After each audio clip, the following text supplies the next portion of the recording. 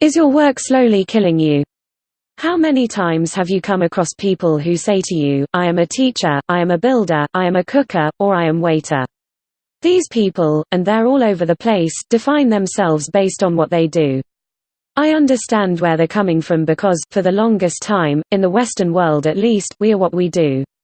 In fact, a lot of philosophers would take things to the next level and say, to do is to be. In other words, to work is to have meaning. I understand that.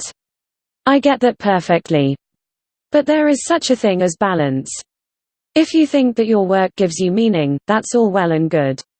But you have to know the bright lines that exist between your personal life, your work life, and every other life that you live.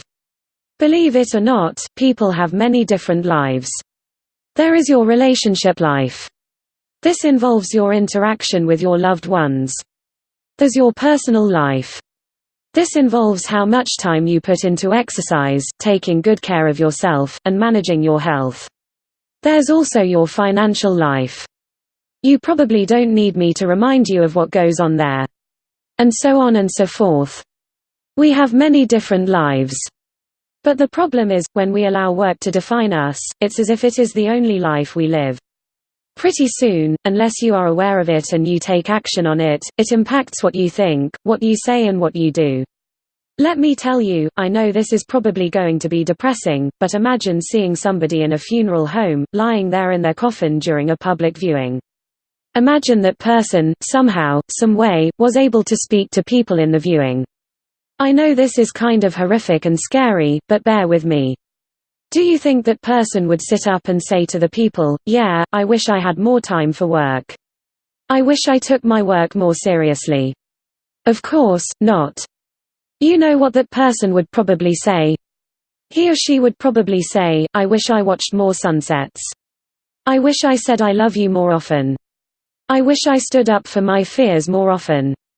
Unfortunately, we often wait until the final hour or the final second to get a clue as to what truly matters in our lives. This really is quite sad. And unfortunately, when we allow work to basically creep into all the other lives that we lead, as well as all other areas of our life, it becomes some sort of cancer. You know how cancer works, right? It turns other cells into itself.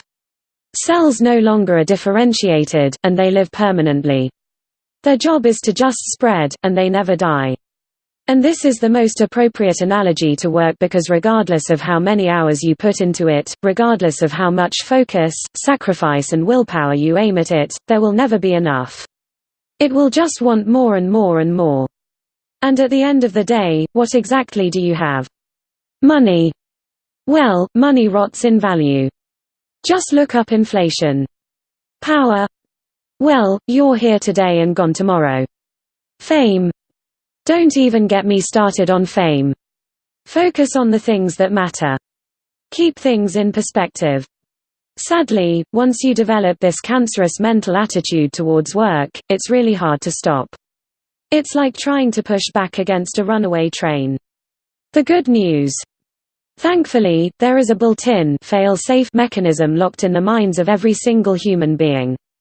This mechanism is 100% natural. You don't have to take any drugs, you don't have to ingest any chemicals. It is also 100% under your control. It is not hypnosis. You are not joining some sort of cult. Nobody's going to tell you what to do with your life. Instead, it's the biggest thing that you can do for yourself if you want peace of mind because your work has taken over your life. Click the link in the description for more details.